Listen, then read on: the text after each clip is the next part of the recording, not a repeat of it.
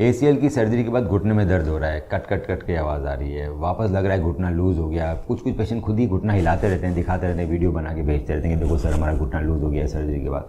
सीढ़ी चढ़ने में दिक्कत है, भागने में दिक्कत है, डर लग रहा है। आखिर क्या कर सकते हैं, कैसे हम ठीक हो सकते हैं? मेरा नाम डॉक्टर मनु बोरा, मैं एक ऑर्थोपेडिक सर्जन और आर्थ्रोस्कोपिक एक्सपर्ट हूँ nexus day surgery centre Mumbai. तो दोस्तों एसीएल सर्जरी के बाद ये समस्याएं बड़ी कॉमन है। ऐसे तो इसके बहुत सारे कारण रहते हैं कि नॉन एनाटॉमिकल एसीएल बन गया या एसीएल ठीक से नहीं बना, एसीएल में वापस डैमेज हो गया, चोट लग गई। अब ये जो कारण है ये बड़े इवैल्यूएशन के बाद मालूम पड़ते हैं, तो उसके लिए पेशेंट को हमारे पास आना पड़ता है। तो ये बड़ी कारण रेयर है। जो सबसे बड़ा कारण है दोस्तों वो है एक्सरसाइजेज ना करना। अब एक्सरसाइजेज ना करना में वो भी चीज़ आती है कि आपको जो एक्सरसाइज दी गई वो आप कर रहे हो, पर आपने अपनी एक्सरसाइज को इंक्रीज़ नहीं किया। अगर आपने एक्सरसाइज को इंक्रीज़ भी कर दिया तो अपने मन से कर दिया, आपको किसी एक्सपर्ट फिजियोथेरेपिस्ट ने बताया नहीं कि आखिर एक्सरसाइजेज कैसे इंक्रीज़ करते हैं, कौन सी ड्रिल्स करनी है, एजिलिटी ट्रेनिंग करनी है, एडवांस एसीएल रिहेबिलिटेशन क्या है। तो अगर आपने एडवांस एसीएल रिहेबिलिटेशन नहीं किया जिसके अंदर ड्रिल्स आती है जैसे running, jumping, pivot, shuttle running, eccentric mode में एक्सरसाइज करना, बैलेंस ट्रेनिंग करना, स्टेबिलिटी ट्रेनिंग करना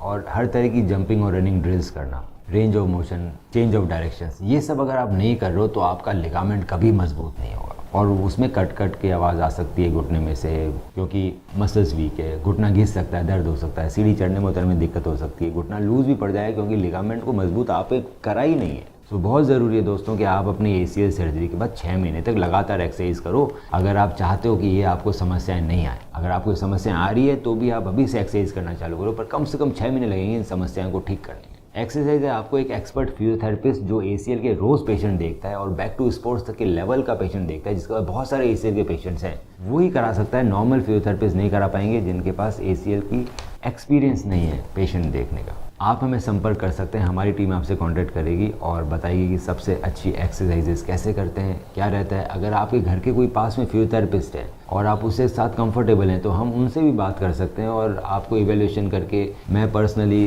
देख के कि आपकी कौन सी सर्जरी हुई है, कैसा लिगामेंट है, क्या इम्प्लांट यूज़ किए गए हैं, किस स्टेज में हो सर्जरी के, तो हम आपका एक्सरसाइज शेड्यूल बना के उनसे बात कर सकते हैं ताकि वो आपको एक्सरसाइज सिखाएं। सो फिजियोथेरेपी कोई भी हो, सारे अच्छे होते हैं। कई बार उनको गाइडेंस की ज़रूरत होती है, कई बार उनको गाइडेंस की ज़रूरत नहीं होती, डिपेंडिंग अपॉन उनकी एक्सपर्टीज़ किस तरह के पेशेंट्स की है। तो अगर आपके पास कोई फिजियोथेरेपिस्ट है उनको हम लोग गाइड कर सकते हैं, पर्सनली मैं गाइड कर सकता हूँ। मेरी गाइडेंस आएगी, एक्सरसाइज में नहीं आएगी, मेरी गाइडेंस आएगी कि इसमें कैसे कैसे प्रोग्रेशन देना है, क्योंकि उनकी इस तरह की सर्जरी हुई है, ये इम्प्लांट लगा हुआ है, इसके अभी जो एमआरआई है उसमें इस तरह का लिगामेंट दिख रहा है, मजबूत है नहीं है। ये सब हम फिजियोथेरेपी को कॉन्फ्रेंस देते हैं, उसके बाद वो आपको एक्सरसाइज शेड्यूल बनाते हैं। अगर आपको ये कोई भी समस्या आ रही है तो आप हमें अपनी हमारी व्हाट्सएप कीजिए, हम आपकी एक्सरसाइजेज ऑनलाइन करा सकते हैं, घर बैठे बैठे करा सकते हैं। 6 महीने तक कराएंगे, बैक टू स्पोर्ट्स तक कराएंगे, बैक टू गेम तक कराएंगे और आपको ये समस्याएं काफ़ी हद तक ठीक हो जाएगी और दोबारा फ्यूचर में इस लिगामेंट के टूटने का चांसेस सिग्निफिकेंटली डिक्रीज हो जाएगा। ऑर्थो स्पोर्ट्स इंजरी के साथ भी, इंजरी के बाद भी